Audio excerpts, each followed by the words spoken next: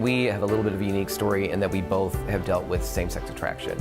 There are a lot of couples out there where one person has dealt with same-sex attraction, the other one has not. The first couple of years of our marriage, my level of struggle with same-sex attraction actually was negligible.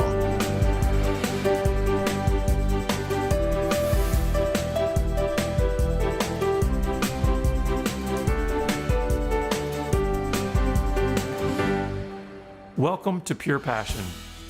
My name is Jonathan Daugherty, and I'm your host for today's program. If you've watched Pure Passion for any amount of time, or even seen our documentary called Such Were Some of You, you have no doubt heard the countless testimonies of former homosexuals and their walk into freedom through Christ.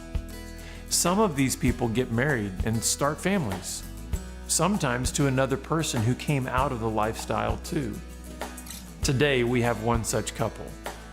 You are going to enjoy this candid conversation with Garry and Melissa Ingraham as they share about their past, what they've learned, and what God is doing in their life now. Growing up, I believed that men weren't safe and they weren't to be trusted, that they used women, and that did morph into what I would say is a hatred of men. That then later in my healing process, God put his finger on and showed me that I needed to confess that as sin and really renounce my agreement with believing that all of those lies about men. For me, in terms of experiencing fearfulness or anger toward the opposite sex, I would say it was more fearfulness. When I was growing up, I could be really close friends with girls, and actually all my friends were girls, not guys at all. But if that would begin to morph where she was feeling me attracted toward me, or there was some kind of a romantic overture she might make, that created a lot of fear in me, a lot of just a sense of wanting to pull back and push away from that. I did have attractions to men, but because I didn't find them safe, I was more drawn emotionally, if you will, to women. A local ministry offered a healing program called Living Waters, and that really helped me to begin to unpack what were some of the experiences that I had that contributed to that hatred of men, and really only then looking to women, and being able to walk through those with Jesus and choosing to trust Jesus as my protection instead of my own self-protection was pivotal to then being open to a romantic relationship with a man. And that all happened right around the same time, near the end of what I would say was a season of really intense healing. It was important for me to really start looking at what's connected to my brokenness, my attraction to the same sex. What is connected to this sort of revulsion romantically, or a deep emotional connection with women. And the more that I discovered that and really embraced the reality that I wasn't created to be gay. I wasn't destined to live that out. And I wanted to know more of what it meant to be a man. I wanted to know more of what it meant to be a man made in God's image. And as I pursued that, and ultimately as the company of men, as a community of men within one of my more recent churches that I worked in for about 12 years, as the men in that church who had never wrestled with homosexuality had heard my story, and they loved me anyway. And they invited me into their life. They did life with me. They would hug me on Sunday mornings. They would, they just treated me like I was one of the guys. And that was really the first time in my life that I experienced the community of men doing that. Once in a while, I'd experience a man doing that within the church. But as that happened, it really began to set something, or no, a better way of saying it would be to bring something out of what was already there in me, to take the kind of the mustard seed of masculinity that really hadn't grown in my childhood, to begin to see fruit and growth from that. I look at it as though as my masculinity grew and I became more settled in who I was as a man, the fears of the opposite sex really diminished. Both of us know that we're in process. We're in process today. We're not done, or we haven't arrived necessarily. But looking back, there was still some angst in terms of knowing that I was entering into this covenant marital commitment with Melissa. And just, do I really have what it takes? And I mean, so fears and questions would come up. And I think those kind of fears and questions, maybe different ones, come up for people generally anyway. But I really needed to make sure that I was resolved in believing that, yes, God, while God didn't wave a wand and fix everything, that he had me on a journey, and that I was going to be able to be a good gift for Melissa. I mean, that was one of my big concerns. And I got some time away with God. I went away to a friend's cabin and spent a couple of days and just doing some reading and some journaling and praying, and really felt that God had given me the peace and grace to move forward with Melissa. So in one sense, we chose to really engage in some deep and very gut level honest premarital counseling. Everybody should have that. And that counseling really turned some things up and turned some things over and helped us be really honest with each other and with the pastors that we were counseling with. And that really helped set us on a good path.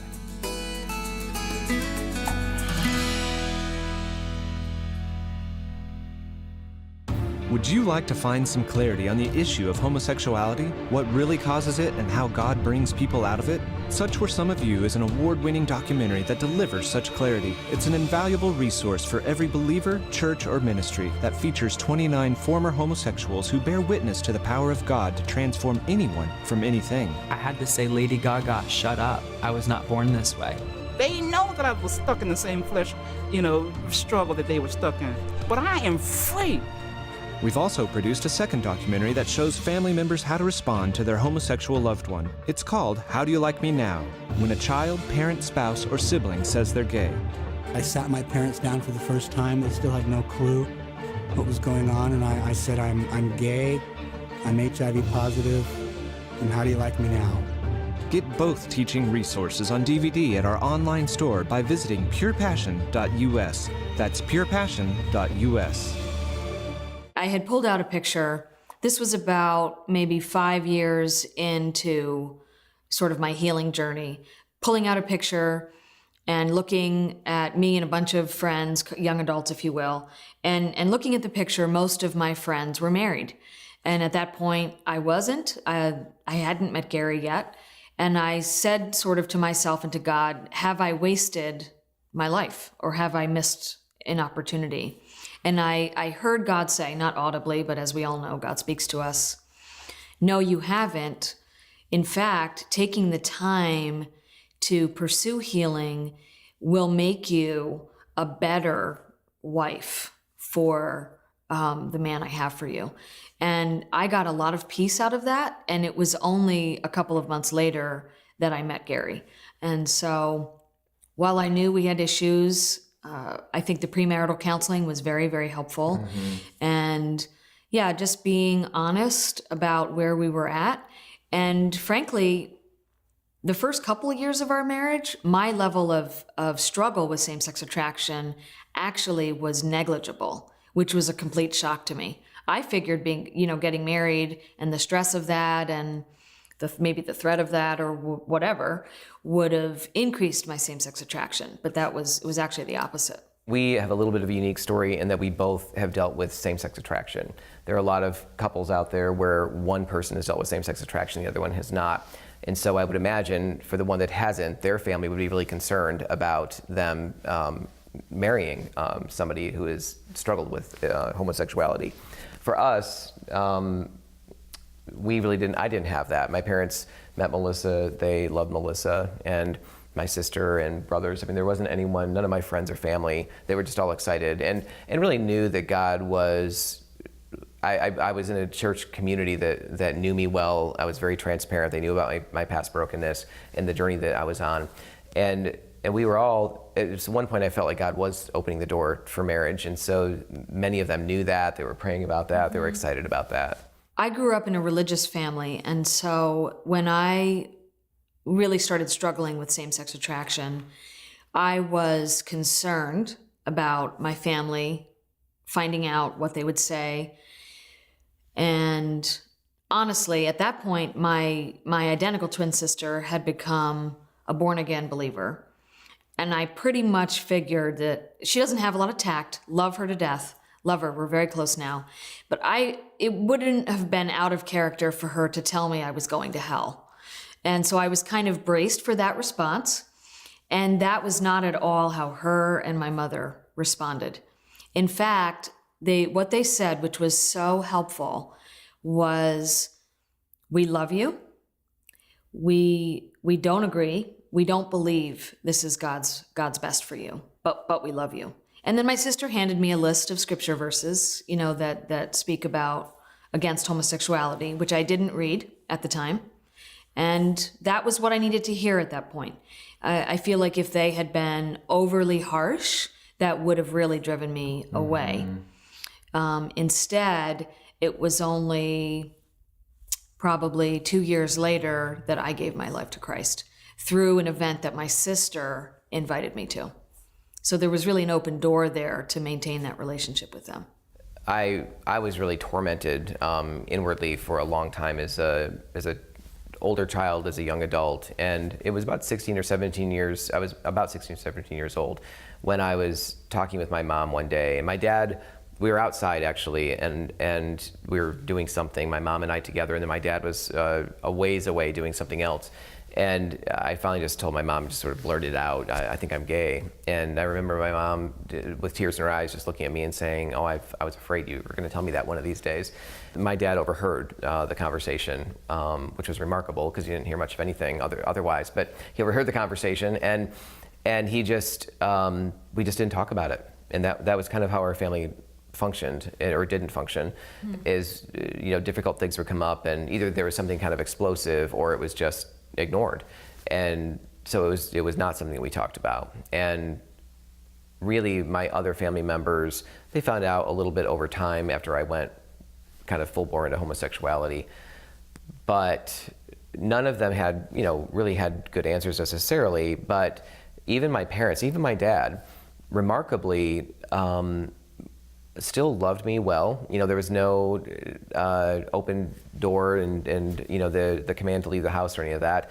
My parents still loved me. My siblings still loved me. They communicated that. They communicated also the idea of disagreeing. My mom especially. I knew that my mom was praying fervently, and I think my dad was just trying to sort of put it out of his mind. But my mom was praying fervently, and that meant a lot to me. It was the only thing I held on to when I felt like I'd completely lost myself. Our wedding was beautiful. It really was beautiful. And we were surrounded by family and friends. We had already discussed, and we discussed with our pastor during premarital counseling, that because of our histories, we were basically going to take, just to be honest, we were just not going to have sex on our wedding night. We were going to take the pressure off with the expectation that, we're just not, it's going to be a long day. Mm-hmm. We were driving an hour to a hotel to then fly out the next day. So we just decided we were going to keep it very low key. And so that was great for us. Mm-hmm. And then that gave us time on our honeymoon to kind of, get warmed up, if you will, if that makes sense. So I think it does make sense, honey. Yep. Yeah. Yep. So yeah, it was very helpful. I think it wasn't as if there was some sort of edict that you're not going to have sex on your wedding night, but we knew it was going to be busy, as Melissa said, and stressful, which it is for everyone. And we just felt like, let's just take the pressure off. It isn't that something couldn't happen if we had wanted it to, but no, we just felt like, no, we're stopping over. We actually took 2 full weeks on our honeymoon, which many people don't have a chance to do. So we were really blessed by that. And we just wanted to kind of take that night and then get away and just really begin to just experience, and be emotionally intimate with each other that night, but, kind of keep it at that until we got actually to our honeymoon location.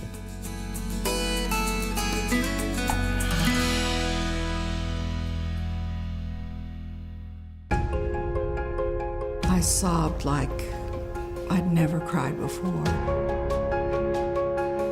He said, if I tell you, you're just gonna get mad at me and upset, and you're probably never wanna talk to me again. And then he finally told my wife and I that he was gay. He was homosexual. I didn't know what to do because I thought they would just get mad at me. because of what I believed. She would come home with a split open head from being in a gay bar, beaten up.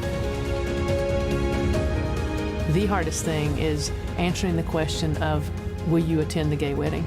I'm so glad that we had maintained that relationship because he needed me. I still have to see him as a person. I have to still see him as someone that I care about and that I love, because that's how God sees me. In the process of ministering to family members and friends of those involved in homosexuality or those that are gay identified, one of the things that we found most helpful is to get them connected with others that are also experiencing that. And so we do offer a friends and family group, a support group that meets once a month, and we found that's helpful. Letting them know that there's a grieving process involved, that the parents or the siblings or whoever is involved, that they need to recognize and kind of hit head on the loss that they're experiencing, the loss of their dreams, the loss of maybe who they thought that particular family member was, the hopes they had for them, things like that, especially for parents, I would say. And how do you establish healthy boundaries while also being loving? And how do you speak the truth in love, if you will? And that's a hard, kind of a little bit ambiguous because it differs for each family. And also, how do you deal with special events that come up? Connecting them in the group, and then hopefully the group is also making, individuals in the group are making connections, or couples are making connections with one another outside of that group. And just the prayer support is huge. We've had so many people say that even when they've had other people they were close to in other churches, I mean, most of the people that come to the Friends and Family group or have over time, they're from a wide range of different churches. There are very few that come from the same church. And they have good connections, and many times, not always, but many times in the other churches. But to still be able to come and to sit with other parents or family members that are experiencing very similar things has helped them open up and really talk and feel like there's a real sense of identification, and they can breathe and be totally real and honest.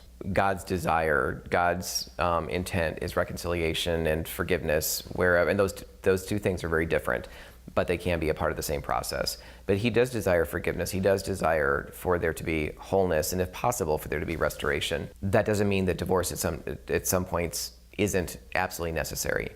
The partner that is committing adultery, I think we need to know, are they repentant? Do they want the marriage?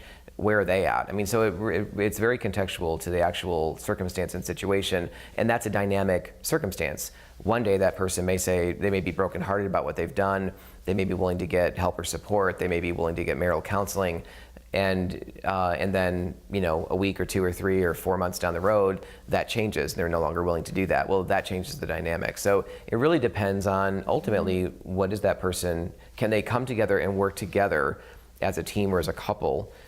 And, if not, then I'm not going to advise someone to go out and get a divorce. I mean, I think that that'd be pretty rare that I would do that. But I think it's understandable where people come to that conclusion on their own, that that's the right, safest, best thing, even though I'm brokenhearted and would rather have my marriage restored. This other partner is not willing to do that.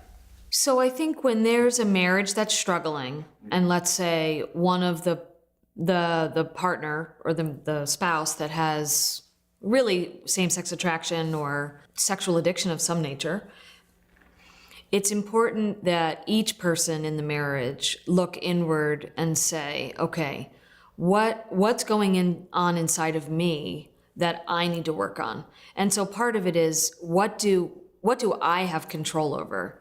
Because we can want lots of things for our spouse and have no control. We can want them to change, we can want them to be sorry, we can want them to do things differently. I mean, we can have a lot of regret about things that we've done. But we just need to own responsibility for what's our responsibility and confess that, repent of that. Where there's areas of either blaming the other or blaming ourselves, we need to forgive and then move on.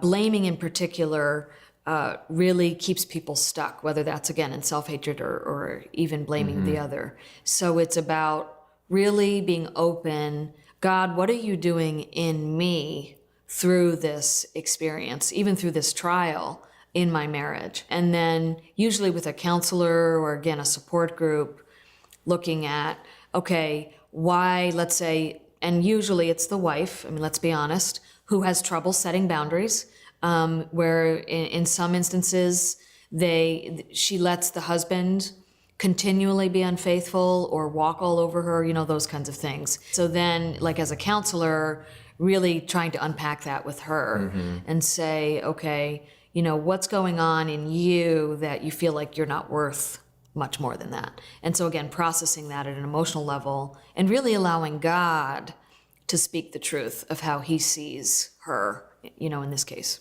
My view of gender and sexuality have dramatically changed leading up to marriage, really through the ministry of Living Waters and Desert Stream. That ministry took me beyond a belief that I simply needed to stop acting out homosexually, and took me much, much further to delve into the depths of what it does mean to be a man in relationship to, in this case, Melissa, as my wife, and made in the image of God and being an expression of that image. So masculinity to me, I had no clue of what that was about.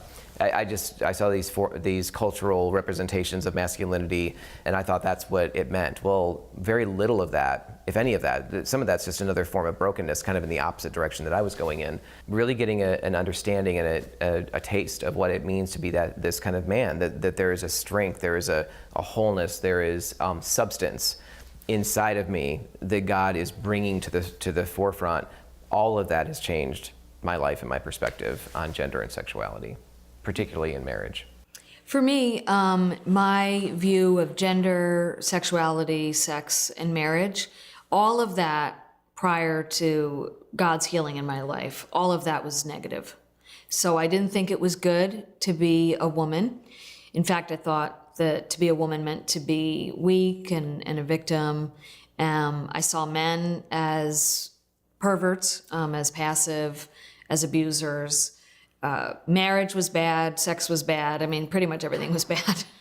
and really through Living Waters, and we've found lots of other programs that are helpful, but Living Waters has really changed our lives, and it's really enriched our marriage.